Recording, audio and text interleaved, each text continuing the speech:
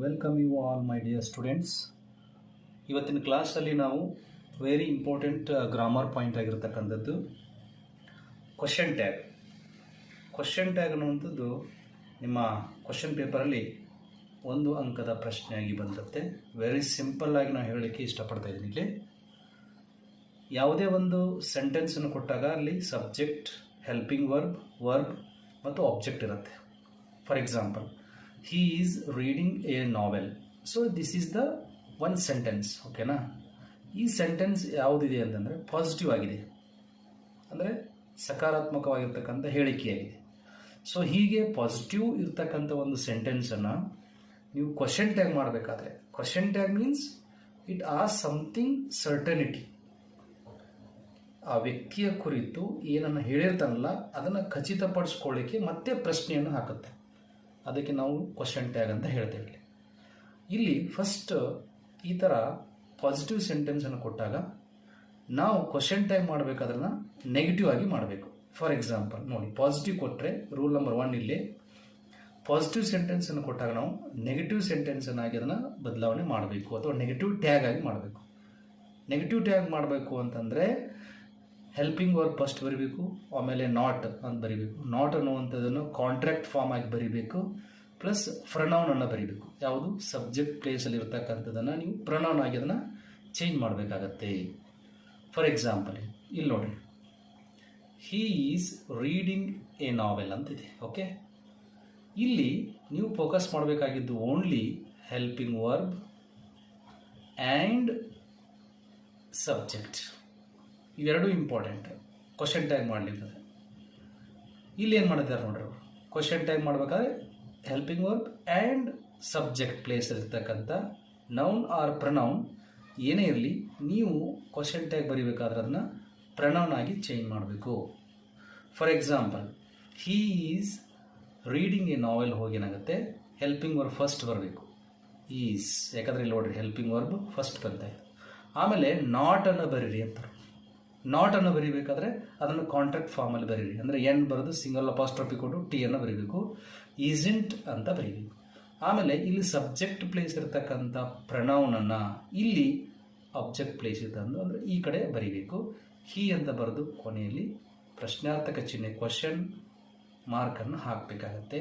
So it is called question tag. Very simple ಆಗಿರ್ತಕ್ಕಂಥದ್ದು. ಅಂದರೆ ಕೊಟ್ಟಿರುವಂಥ ಸೆಂಟೆನ್ಸ್ ಪಾಸಿಟಿವ್ ಆಗಿದ್ದರೆ ಅದನ್ನು ನೆಗೆಟಿವ್ ಮಾಡಬೇಕು. ಒಂದು ವೇಳೆ ಎರಡನೇ ರೂಲ್ ಇದೆ ನೋಡ್ರಿ, ಇಲ್ಲಿ ಏನು ಕೊಟ್ಟಿದ್ದಾರೆ ಅವರು, ನೆಗೆಟಿವ್ ಸೆಂಟೆನ್ಸ್ ಇದ್ದರೆ, ಕೊಟ್ಟಿರೋ ಸೆಂಟೆನ್ಸ್ ನೆಗೆಟಿವ್ ಇದ್ದರೆ ಪಾಸಿಟಿವ್ ಆಗಿ ಮಾಡಬೇಕು. ಹೆಂಗೆ, he is not reading a novel ಅಂತಿದೆ, ಅವನು ಒಂದು ನಾವೆಲನ್ನು ಓದ್ತಾ ಇಲ್ಲ ಅಂತಿದೆ.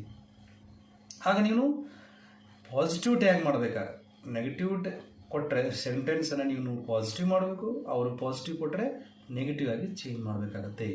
ಇಲ್ಲಿ ನೆಗೆಟಿವ್ನ ಕೊಟ್ಟಿದ್ದಾರೆ ನೋಡಿರಿ, he is not reading a novel ಅಂತಿದೆ. ನೆಗೆಟಿವ್ ಮಾಡ್ಬೇಕಾದ್ರೆ ರೂಲ್ಸ್ ಏನಿದೆ, ಹೆಲ್ಪಿಂಗ್ ವರ್ಬ್ ಫಸ್ಟ್ ಬರೀಬೇಕು, ಇಲ್ಲೇ ಈಸ್ ಇದೆ, ಈಸ್ ಫಸ್ಟ್ ಬರದೆ. ಇದಾದಮೇಲೆ ಕೊಟ್ಟಿರೋ ಸೆಂಟೆನ್ಸ್ ಏನಾದರೂ ನೆಗೆಟಿವ್ ಇದ್ದರೆ ಅದನ್ನು ಪಾಸಿಟಿವ್ ಆಗಿ ಚೇಂಜ್ ಮಾಡಬೇಕು. ಇದು ನಿಮಗೆ ಕಾನ್ಸೆಪ್ಟ್ ಗೊತ್ತಿರಲಿ. ಈ ರೂಲ್ಸ್ಗಳನ್ನು ಕರೆಕ್ಟಾಗಿ ನೋಡ್ಕೊಳ್ಳಿ. ಓಕೆನಾ? ರೈಟ್. ಇಲ್ಲೇ ನೋಡಿರಿ, ಫಸ್ಟ್ ಏನು ಹೇಳಿದವರು, ನೆಗೆಟಿವ್ ಇದೆ ಸೆಂಟೆನ್ಸು, ನೆಗೆಟಿವ್ ಇದ್ದರೆ ಅದನ್ನು ಪಾಸಿಟಿವ್ ಆಗಿ ಮಾಡಬೇಕು. ಪಾಸಿಟಿವ್ ಮಾಡಬೇಕಾದ್ರೆ ಫಸ್ಟ್ ಹೆಲ್ಪಿಂಗ್ ವರ್ಬ್ ಬರೀರಿ. ಹೆಲ್ಪಿಂಗ್ ವರ್ಬ್ ಏನಿದೆಪ್ಪ ಇಲ್ಲಿ, ಈಸ್ ಇದೆ. ಓಕೆ, ಈಸನ್ನು ಹಾಕಿ. ನೆಕ್ಸ್ಟ್ ಪ್ರನೌನ್ ಬರೀರಿ. ಯಾವುದನ್ನು, ಸಬ್ಜೆಕ್ಟ್ ಪ್ಲೇಸಲ್ಲಿ ಇರ್ತಕ್ಕಂಥ ಪ್ರನೌನ್ ಬರೀರಿ. ಓಕೆ, ಇಲ್ಲಿ ಏನಿದೆ ಅಂತಂದರೆ ಇಲ್ಲಿ ಕೊಟ್ಟಿರ್ತಕ್ಕಂಥ ಹೆಲ್ಪಿಂಗ್ ವರ್ಬ್ ಏನು ಮಾಡಿದೆ ನಾನು, ಈಸ್ ಅಂತ ಬರೆದೆ. ಆಮೇಲೆ ಏನು ಬರೀ ಅಂತ ಹೇಳ್ತಾರೆ ಅವರು, ಸಬ್ಜೆಕ್ಟ್ ಪ್ಲೇಸಲ್ಲಿ ಇರ್ತಕ್ಕಂಥದ್ದನ್ನು ಪ್ರನೌನ್ ಆಗಿ ಬರೀರಿ. ಇಲ್ಲಿದೆ ನೋಡಿ, ಪ್ರನೌನ್ ಆಗಿ ಚೇಂಜ್ ಮಾಡಿರಿ ಅಂತ. ಆಲ್ರೆಡಿ ಅವರೇ ಪ್ರನೌನ್ ಕೊಟ್ಟಿರೋದನ್ನು ನಮಗೆ ಈಸಿಯಾಗಿ ಅದನ್ನೇ ಇಲ್ಲಿ ಬರಿಬೇಕಾಗತ್ತೆ ಪ್ರನೌನ್. ಒಂದು ವೇಳೆ ಇಲ್ಲಿ ರಾಮ ಅಂತ ಕೊಟ್ಟರೆ ಆಗ ಪ್ರನೌನೇ ಆಗ್ತಾನೆ, ಹಿ ಅಂತ ಆಗುತ್ತೆ. ಶೀತಾ ಅಂತ ಕೊಟ್ಟರೆ ಶಿ ಅಂತ ಆಗ್ತದೆ. ಈ ಥರ ನಾವು ಸೆಂಟೆನ್ಸನ್ನು ಪ್ರನೌನ್ ಆಗಿ ಬದಲಾವಣೆ ಮಾಡಬೇಕು. ಕೊನೆಯಲ್ಲಿ ಕ್ವಶನ್ ಮಾರ್ಕನ್ನು ಹಾಕಿದರೆ ಆಯಿತು. So this is question tag. Positive ಕೊಟ್ಟರೆ ಈ ರೀತಿ ಮಾಡಬೇಕು, ಅವರೇ ನೆಗೆಟಿವ್ ಸೆಂಟೆನ್ಸ್ ಕೊಟ್ಟರೆ ಈ ರೀತಿ ಮಾಡಬೇಕು. ನೀವು ಫೋಕಸ್ ಮಾಡಬೇಕಾಗಿದ್ದು ಹೆಲ್ಪಿಂಗ್ ವರ್ಬ್ ಆ್ಯಂಡ್ ಸಬ್ಜೆಕ್ಟ್ ಮೇಲೆ. ಓಕೆನಾ? ದೆನ್ ಇಲ್ಲೊಂದು ಬಿ ಫಾರ್ಮ್ ಅಂತ ಕೊಟ್ಟಿದ್ದಾರೆ. ಬಿ ಫಾರ್ಮ್ ಅಂದರೆ ಇಲ್ಲಿ ಆ್ಯಮ್ ಅನ್ನುವಂಥದ್ದು ಬಿ ಫಾರ್ಮ್. ಆ್ಯಮ್ ಅನ್ನುವಂಥದ್ದಕ್ಕೆ ನಾವು ನೆಗೆಟಿವ್ ಮಾಡಬೇಕಾದ್ರೆ ಆರಂಟ್ ಅಂತ ಮಾಡಬೇಕಾಗತ್ತೆ. ನೆನ್ಪಿಟ್ಕೊಡ್ರಿ ಇದನ್ನು. ಓಕೆ, ಒಂದಷ್ಟು ಎಕ್ಸಾಂಪಲ್ಸನ್ನು ನೋಡೋಣ. ಓಕೆ, ಇಲ್ಲೊಂದಷ್ಟು ಎಕ್ಸಾಂಪಲ್ಸ್ ತಗೊಂಬಂದಿದ್ದೀನಿ ನಾನು. ನೋಡ್ರಿ, ಯು ಆರ್ ಟಯರ್ಡ್ ಅಂತಿದೆ. ಯು ಆರ್ ಟಯರ್ಡ್ ಅಂದರೆ ಇಲ್ಲಿ ಆರ್ ಇದೆ, ಅಂದರೆ ಇದು ಪಾಸಿಟಿವ್ ಸೆಂಟೆನ್ಸ್. ಆರಂಟ್ ಯು ಅಂತ ಅರ್ಥ. ಓಕೆ, ಇಲ್ಲಿ ನೋಡಿ, ಶಿ ಲೈಕ್ಸ್ ಪಿಜ್ಜಾ ಅಂತಿದೆ. ಲೈಕ್ಸ್ ಅಂತ ಇದೆ. ಲೈಕ್ಸ್ ಅಂತಂದರೆ ಇದು ಸಿಂಪಲ್ ಪ್ರೆಸೆಂಟ್. ಇದು ಯಾವುದು? ಸಿಂಪಲ್ ಪ್ರೆಸೆಂಟ್ ಇದೆ. ಸಿಂಪಲ್ ಪ್ರೆಸೆಂಟ್ ಇತ್ತು ಅಂತಂದರೆ ಏನು ಹಾಕಬೇಕು ನೀವು? ಡಸ್ ಅಂತ ಹಾಕಬೇಕು. ನೆನ್ಪಿಟ್ಕೊಡ್ರೆ, ಸಿಂಪಲ್ ಪ್ರೆಸೆಂಟ್ ಇದ್ದರೆ ಡಸ್ ಹಾಕಬೇಕಾಗುತ್ತೆ. ಇಲ್ಲಿ ಶಿ ಲೈಕ್ಸ್ ಪಿಜ್ಜಾ ಅನ್ನೋದು ಪಾಸಿಟಿವ್ ಇದೆ, ನೆಗೆಟಿವ್ ಮಾಡಬೇಕಾದ್ರೆ ಡಸಂಟ್. ಓಕೆ, ಡಸಂಟ್ ಶಿ ಅಂತ ಹಾಕಬೇಕಾಗುತ್ತೆ. ಓಕೆನಾ? ನೆಕ್ಸ್ಟ್ ಇಲ್ಲಿ ನೋಡ್ರಿ, ಇಲ್ಲೇನಿದೆ? Emily and John are friends. ನೋಡ್ರಿ, ಆರ್ ಫ್ರೆಂಡ್ಸ್ ಅಂತಿದೆ. ಆರ್ ಫ್ರೆಂಡ್ಸ್ ಅಂದ ತಕ್ಷಣ ನನಗೆ ಮೈಂಡಿಗೆ ಏನು ಬರಬೇಕು? ಆರಂಟ್ ದೇ ಬರಬೇಕು. ಯಾಕೆ ಹೇಳ್ರಿ? ಇಬ್ಬರಿದ್ದಾರೆ, ದೇ. ಓಕೆನಾ? Next, Alex finished his home work. Alex finished his home work.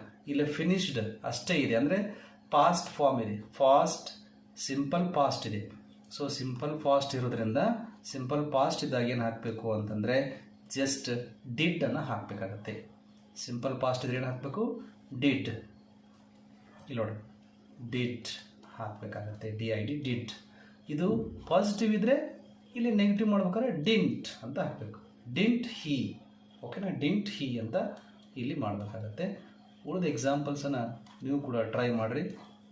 Okay, pass ಮಾಡಿಬಿಟ್ಟು video you can try them. Okay, ಇಲ್ಲೊಂದಷ್ಟು ಎಕ್ಸಾಂಪಲ್ಸ್ ಇದಾವೆ ನೋಡ್ರಿ. ಇಲ್ಲಿ ನೋಡ್ರಿ, ಪಾಸಿಟಿವ್ ಸ್ಟೇಟ್ಮೆಂಟ್ ಇರೋದನ್ನು ಅದನ್ನು ನೆಗೆಟಿವ್ ಆಗಿ ನೀವು ಟ್ಯಾಗ್ ಮಾಡಬೇಕಾಗತ್ತೆ. ಈಗ ಆಲ್ರೆಡಿ ಇಲ್ಲಿ ಕೊಟ್ಟಿದ್ದಾರೆ ಅವರು. ಏನು ಕೊಟ್ಟಿದ್ದಾರೆ ನೋಡ್ರಿ, ಈ ಕಡೆ ಪಾಸಿಟಿವ್ ಇರ್ತಕ್ಕಂಥ ಸೆಂಟೆನ್ಸನ್ನು ಕೊಟ್ಟಿದ್ದಾರೆ, ಈ ಕಡೆ ನೆಗೆಟಿವ್ ಟ್ಯಾಗನ್ನು ಮಾಡಿದ್ದಾರೆ. You are a student. Aren't you? Very simple. He is very busy. Is it he? ಹೀಗೆ ಎಲ್ಲವೂ ಕೂಡ ನೀವು ಆರಾಮಾಗಿ ಮಾಡ್ಬೋದು. ತುಂಬ ಈಸಿಯಾಗಿರ್ತಕ್ಕಂಥ ಗ್ರಾಮರ್ ಇದೆ ಇದು. ಇದು 1 ಅಂಕ ಪ್ರಶ್ನೆಯಾಗಿ ನಿಮ್ಮ ಆ್ಯನ್ಯುವಲ್ ಎಕ್ಸಾಮಲ್ಲಿ ಬರುತ್ತೆ. ಜೊತೆಗೆ ಇಲ್ಲೊಂದು ಪಾಯಿಂಟ್ ಇದೆ ನೋಡಿರಿ, ಮಾಡಲ್ಸ್ ಮೇಲೆ ಬರುತ್ತೆ. ಏನು ನೋಡಿರಿ, ಕ್ಯಾನ್ ಇದ್ದರೆ ಕಾಂಟ್ ಅಂತ ಮಾಡಬೇಕು, ಕುಡ್ ಇದ್ದರೆ ಕುಡಂಟ್, ಮಸ್ಟ್ ಇದ್ದರೆ ಮಸ್ಟಂಟ್, ಶುಡ್ ಇದ್ದರೆ ಶುಡಂಟ್, ವುಡ್ ಇದ್ದರೆ ವುಡಂಟ್. ಸೊ ಈ ರೀತಿ ನಾವು ಏನು ಮಾಡ್ತೀವಿ, ಮಾಡಲ್ಸ್ಗಳ ಮೇಲೂ ಕೂಡ ನಾವು ಕ್ವಶನ್ ಟ್ಯಾಗನ್ನು ಮಾಡ್ಬೋದು. ನಾನು ಆವಾಗಲೇ ಹೇಳಿದ ಹಾಗೆ ಬಿ ಫಾರ್ಮ್ಸ್ ಇದೆ ನೋಡಿರಿ. I am late, ಅರಂಟ್ I, let's go ಅಂತ ಬಂದರೆ ನೋಡಿರಿ ಶಾಲ್ ವಿ ಅಂತ ಮಾಡಬೇಕು. ಇವೆಲ್ಲ ಇದೇನಪ್ಪ ಅಂದರೆ ಬಿ ಫಾರ್ಮ್ ಅಂತ ಆವಾಗಲೇ ನಾನು ಹೇಳಿದೆ. ಸೊ ಇವುಗಳು ಕೂಡ ತುಂಬ ಈಸಿಯಾಗಿರ್ತಕ್ಕಂಥ ಎಕ್ಸಾಂಪಲ್ಸ್. ಜಸ್ಟ್ ಪಾಸ್ ಮಾಡಿರಿ ವಿಡಿಯೋ ಆ್ಯಂಡ್ ನೀವು just answer all these questions. Okay, just watch it. Thank you so much.